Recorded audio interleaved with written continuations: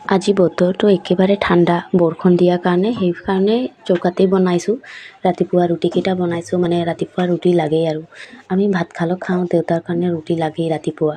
আৰু যিহেতু 7টা বজাতে দেউতা ডিউটিলৈ ওলাই যায়, ৰুটি খাইহে যায় ৰাতিপুৱা। এইফালে ফ্ৰেঞ্চবিনকেইটা ভাজি বুলি ওলালোঁ। ফ্ৰেঞ্চবিন চাবলৈ একেবাৰে ধুনীয়া হৈ গৈছে, খাবলৈ ভাল লাগিব। ইফালে আলু দি ভাজোঁ বুলি কাটিবলৈ লৈছোঁহে, বাছি লৈছোঁ কেইটামান, মানে ভিতৰত কিবা পোক চোক থাকি যায়। এইফালে কাটিলোঁ আৰু চৌকাখনতে বহাই থৈছোঁ। চব্জি আৰু গাখীৰ গেছত বহালোঁ। ৰাতিপুৱা আজি অলপ দেৰি হ'ল উঠা। ইফালে পাকঘৰৰ কাম সামৰি বিচনাখন জপাবলৈ আহিলোঁ।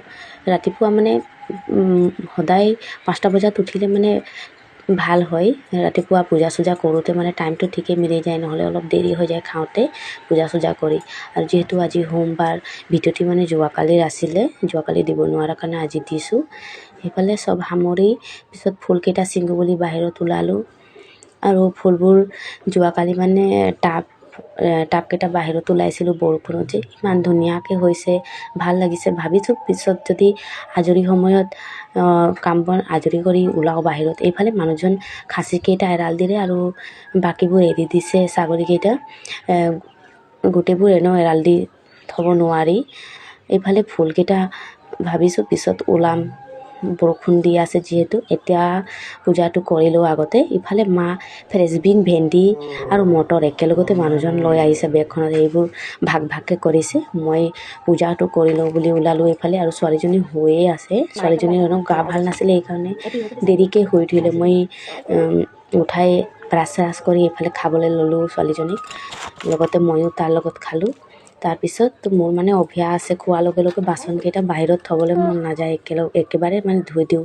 সেইকাৰণে মই খোৱা আৰু বাকীবোৰে খোৱা ৰাতিপুৱা সেইবোৰ ধুই দিওঁ। ৰাতিপুৱা মায়ে ধুই দিলে বাৰু, ৰাতিৰ খোৱাবোৰ থাকি যায় কেইটামান, সেইটো ধুই দিলে, এতিয়া মই ধুইছোঁ।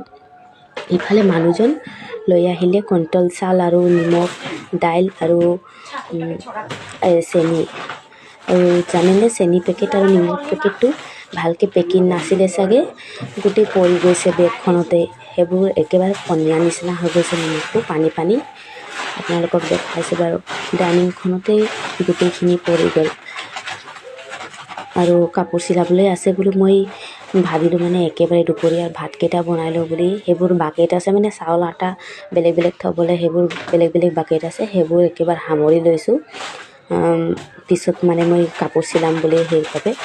সেইফালে বেগখন জপালোঁ আৰু সেয়া আপোনালোকে চাইছেনে কেনেকৈ নিমখ পেকেটখন পনীয়া হৈ গৈছে, ডাইনিং টেবুলখনতে পৰিলে চব গোটেইখিনি। সেয়া তাৰপিছত আকৌ দেউতা আহিবলৈ মানে এতিয়া টাইম হৈ গ'ল। সেইটো সময়তে মই ভাতকেইটা পাতি লওঁ বুলি গেছখনতে ভাতকেইটা দুপৰীয়াৰ পাতি দিছোঁ। মানে দেউতাও দুপৰীয়াৰ ভাত খাই ডিউটিলৈ আকৌ যাব। আৰু ছোৱালীজনীৰ গা একেবাৰে ভাল নহয়, সেইকাৰণে মোক ধৰা বুলি ৰাতিপুৱাৰ পৰা মোৰ পিছে দৌৰি আছে। অকণমান ধৰি লওঁ বুলি ধৰিলোঁ, আৰু ভাল নালাগে। নিজৰ ল'ৰা ছোৱালীৰ যদি গা ভাল নাথাকে আৰু এনেকৈ কান্দি থাকিলে ভাল নালাগে, হয়নে নাই? আপোনালোকৰ হয়নে তেনেকৈ? মোৰতো তেনেকৈ হয়, মোক ভাল নালাগে। সেইকাৰণে অকণমান ধৰিলোঁ আৰু দাইল ইফালে পাতি দিছোঁ। আৰু সেইটো সময়তে দেউতাক খাবলৈ দিলোঁ, আৰু মানুহজনো খাই ওলালে ইফালে মিটিঙলৈ যাওঁ বুলি। তাৰপিছত আগফালে মই গ'লোঁ। সেইটো সময়ত আকৌ বৰষুণ দি আছিলে। ভাবিলোঁ টাবকেইখন বাহিৰত ওলাই দিওঁ, ফুল ভাল হ'ব চাবলৈ। আৰু বৰষুণ পালে এনেও ফুলবোৰ ধুনীয়া হয় নাই চাবলৈ, সেইকাৰণে বাহিৰত ওলাই দিলোঁ এখনকৈ। তাৰপিছত আকৌ মেখেলা চাদৰ এখন কাটি মানে চিলাবলৈ আছে। সেইটো মই দুপৰীয়াৰ ভাত খাই তামোল এখন খাইছোঁ, আপোনালোকে সেয়া চাই আছে। আৰু চিলাওঁ বুলি ল'লোঁ এইফালে। সেইটো সময়তে মোৰ এই চাদৰখন কাটি চিলাওঁতে প্ৰায় 4:30মান হৈ গ'ল সময়। সেইটো সময়তে মানুহজনো আহি পালে, আৰু মানুহজনে লৈ আহিছিলে ৰঙৰ পেকেট আৰু বিহুৰ কাৰণে পিচকাৰি লৈ আহিছে। সেয়া বিহুৱে ফূৰ্তি হৈ গৈছে চাই, আপোনালোকক দেখাইছোঁ। আজিলৈ আহিছোঁ, নেক্সট ভিডিঅ'ত লগ পাম। Bye bye.